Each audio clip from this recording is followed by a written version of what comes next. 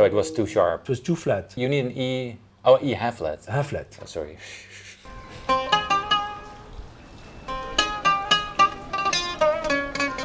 There isn't anything that carries as much cultural identity as this instrument. Without it, the guitar wouldn't exist as we know it today, and its distinct sound immediately puts you in a world different from your own. At least, if like me, you grew up in a world hearing Western music almost exclusively. The language of Western music became a part of my identity. It's ingrained in my system and in my playing. And I want to broaden my horizons, pay an homage to this ancestor of the guitar, so that's why I'm joined by two great local oud players to introduce me to this wonderful instrument that dates back to thousands of years ago. Let's enter a world of microtonal scales, of drone notes, of improvising based on emotions. It's an instrument known in the Middle East as the king or the sultan of instruments. This is the oud. I'm hosted by the Art of Guitar, an amazing guitar store and music academy in the Middle East, the birthplace of the oud. And big thanks to Rick Flemmix and the whole team for showing me around. And first I've got the honor to be joined by Kamal Musallam, an Arabic fusion oud and guitar player who developed a totally unique sound and played with many legends around the world. Is that the oud? That's the oud. Ah, oh wow. Look how beautiful. The first thing that caught my eye were the strings, and the tuning is actually not too far off from what we know from the guitar. It looks like guitar, classic guitar strings, but they're doubles, except the bass, because it's like a drone. This oud is tuned from F to F. That means this is a high F, C, G, D, and A, and then F.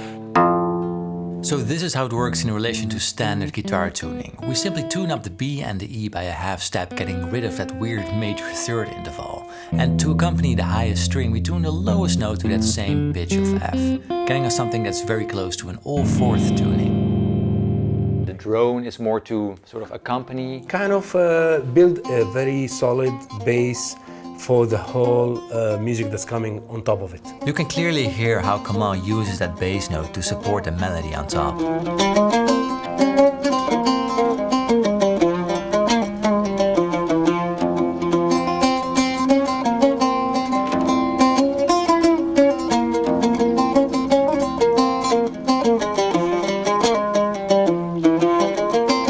Sort of have your own backing track to Kind go of, over. yeah. That's cool. But probably the thing that sets it apart from the guitar the most is the lack of frets. The easiness of playing glissandos, you know, like sliding, Yeah.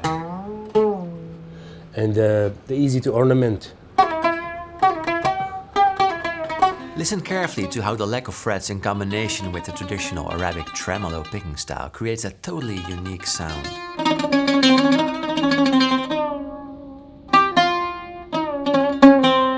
We use also glisten too.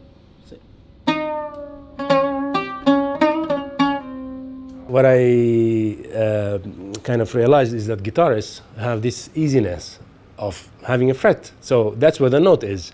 But here you have to be precise. If I do, I know the note is here. So I have to stop here. There's no fret, but I know it's here. And do you use your ear or your muscle memory more? I use both. So it's a connection between muscle ear that's stronger than when I play guitar. Yeah. I think learning oud is more difficult as a beginner than guitar. But usually when they start, they put lines for the beginner. They draw lines to help them find where they are. I did that when I started. I stick a piece of paper with lines, and then I removed it, you know. So you get used to the distances. It's all about ear training. Yeah. If you can catch the note by ear, that's perfect. Then you can guide your finger, of course. I wanted to learn more about a word I kept on hearing, maqam. It has some mysterious connotations, but what is it exactly? Maqam basically is similar to the Indian raga in a way, because maqam is not just a scale, where the word scale is more of a technical term, where you start in a point and end in another one. But maqam is a state of mind, is a mood. Yeah, really? Is a mood, basically. So when if you play a maqam, a kurd, or a rast, or a bayat, you have to enter in the mood of that maqam. And within that mood, you express something, you say something, and you build on it. And you can move from maqam to another maqam. You can modulate, like in jazz. So there are articulations, and there are points where you can get out to another maqam and come back later in another point. I'm just amazed when hearing how effortlessly Beshir Dridi, a professional oud and ney-flute player from Tunisia, moves between 3 different maqams. In one piece, you can play 3 maqams. Oh, really? Okay. For example, you start to...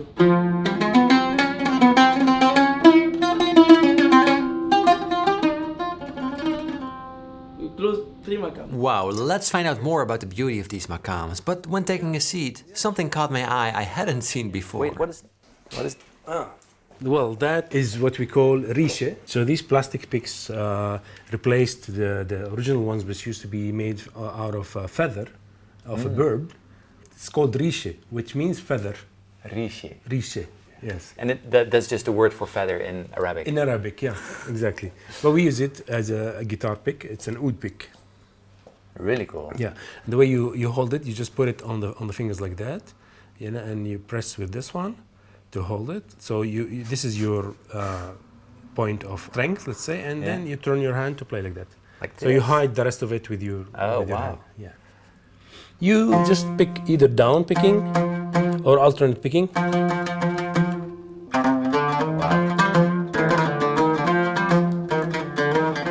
Usually down picking has more strength, and you know, in this instrument, it's like acoustic guitar.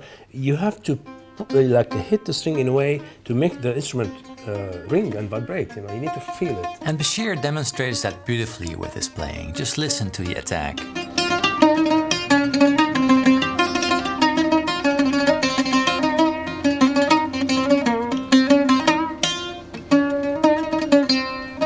It's part of the pick, but the other part is you're using, like the maqams, the scales you're using, yes. They are not like the traditional Western language that I grew up with. Like I'm hearing out of tune notes. It's like microtones or in between notes. Yeah, yeah. I call them dirty notes. Dirty notes. Are those part of like the maqams then? Or? Yes, yes. Well, if I just use the basic major key in Western music to explain the maqam. Okay. So if I say if I'm in a C. Just a C major scale. C major. So now if I twist the E, the third, into a E half flat, it will sound like that. And the seventh, the B, into a B half flat. So that becomes our first maqam, our first mode. It's called rast. And here's Beshir demonstrating the same maqam using the more traditional picking style. First one, the most famous is rest. Is quarter, quarter. I repeat.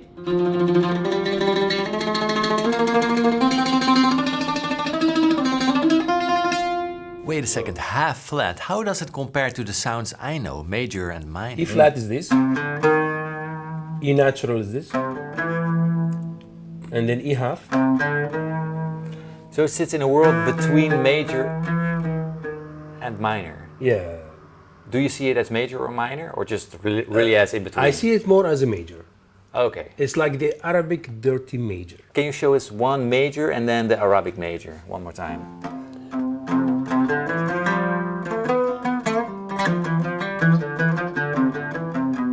This is the normal major, which we also call maqam ajam. Okay. It's the Arabic major, which is exactly the just like the Western major. Western major, and then the rest is.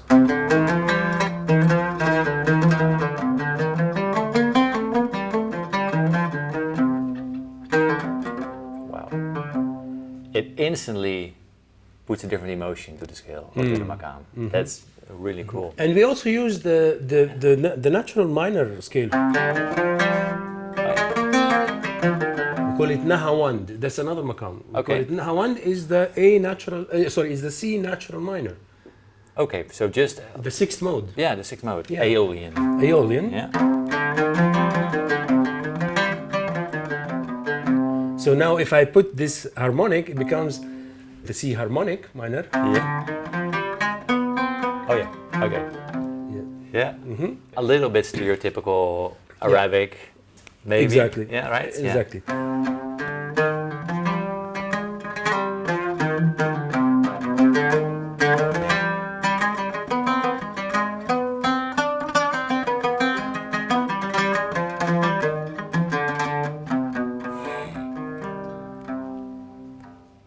Magical, really. A variation on this, the fifth mode of the harmonic minor scale, something we call Phrygian dominant by the way, is one of the most famous maqams.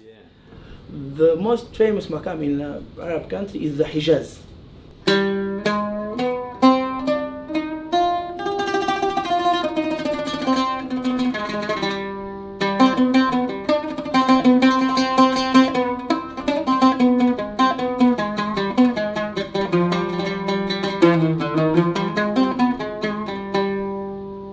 The second maqam using the E half flat is called bayat.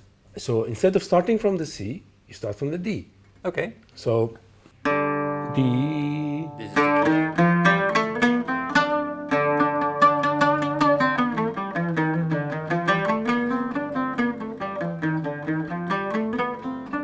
But I can return with the B flat. So my hands were itching to try it myself, so I asked if he could teach me one maqam on the oud. Okay, remember like this. Yeah.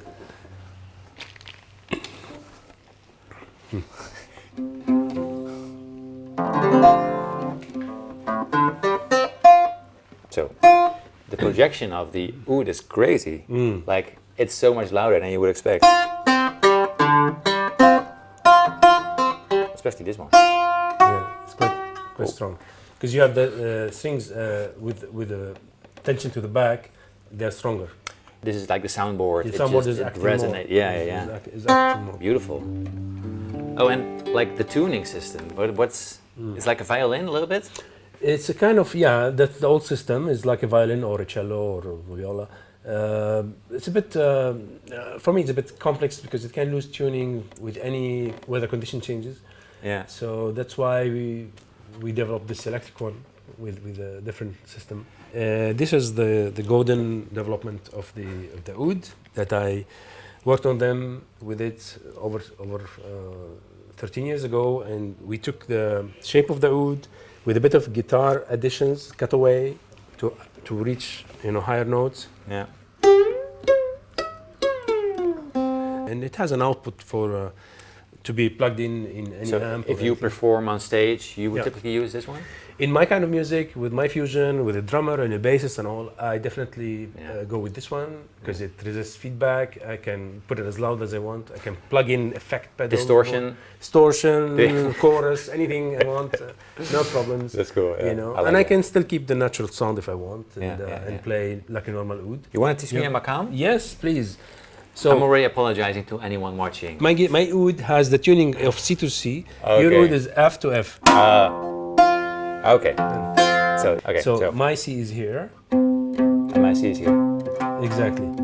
So let's play C, D, E half flat. Preferably first finger. Okay, yeah. So let's add a vibrato so we don't hear I'm out of tune. F. You have a low F. You can use your bass as a guide. Yeah.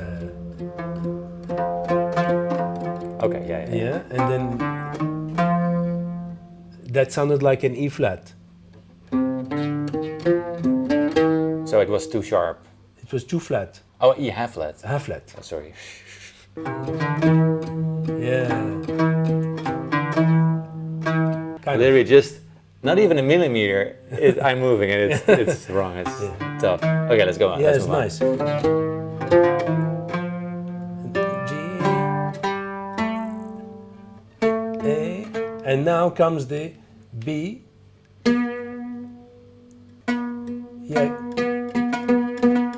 Yeah.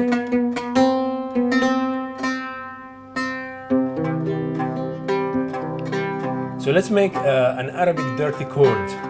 Yeah. This is a major. This is minor.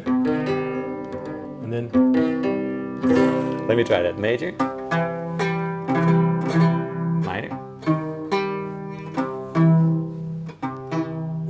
That's it. Oh, nice. Get it? Yeah. Whoa. Yeah.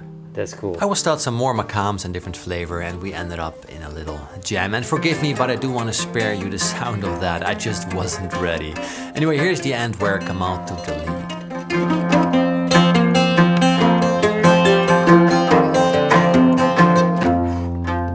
Whoa. Something like that. That's beautiful. You moved in many different directions. Because you're giving me just a drone. Yeah. And that gives me That's- freedom. That's ambiguous. You can go major, minor, I in can between. twist the feeling of the note you're playing Yeah. into major, minor, diminished. That's really cool. Anything I want. That's amazing. And then Kamal showed me this guitar he worked on with Ivan, as it had microtonal frets in between of the regular ones, so he could play the most used maqams. And then it was Mahmoud who showed me his unique playing style, where he effortlessly blends between maqams and Arabic tonalities combined with modern guitar playing.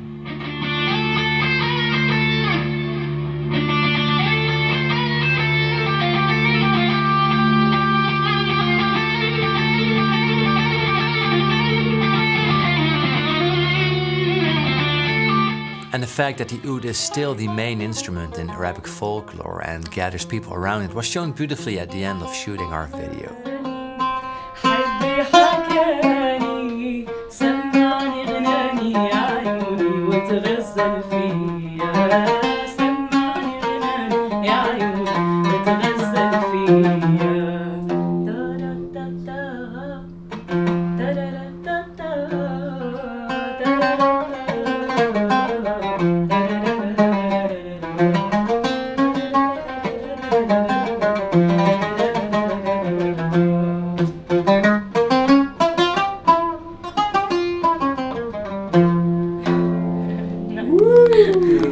Nice. Nice one. Thank you.